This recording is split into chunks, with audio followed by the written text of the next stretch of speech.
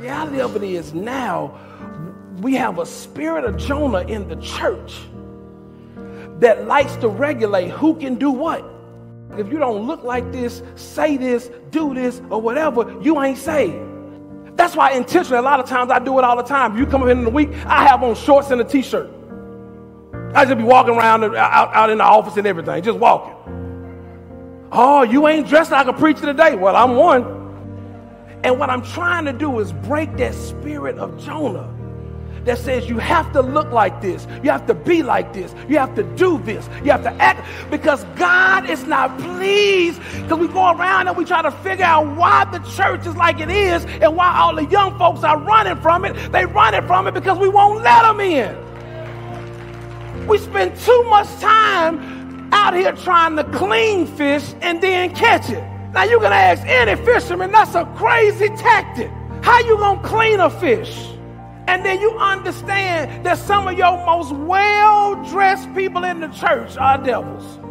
And if you would quit trying to make everybody else do what you think they ought to do and do what God is telling you to do, then you can start resting in the word and stop resting on it. You can't sleep on God because God does not change his mind.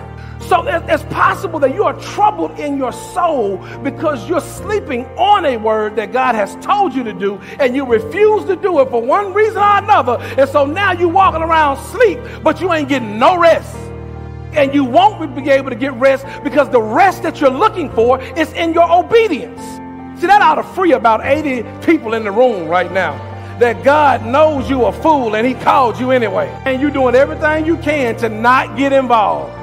You done came up with every reason, but she over there, I don't like her. He doing this, and I know he ain't no good. And y'all going through all these reasons for you not to get involved when God is telling you to do it. So don't get caught up in the fact that God is allowing your little stuff to work, especially when you know you ought to be doing something. I see a gray cloud. You can't afford to not get involved. You can't afford to not step up and make this happen. You can't afford to not apologize. You can't afford to not ask for forgiveness. You cannot afford to not forgive. You cannot afford it. You can't go up, can't go down. You almost get there and then you go back. You can see the light, but then it falls apart. Just because you're moving forward don't mean you're progressing.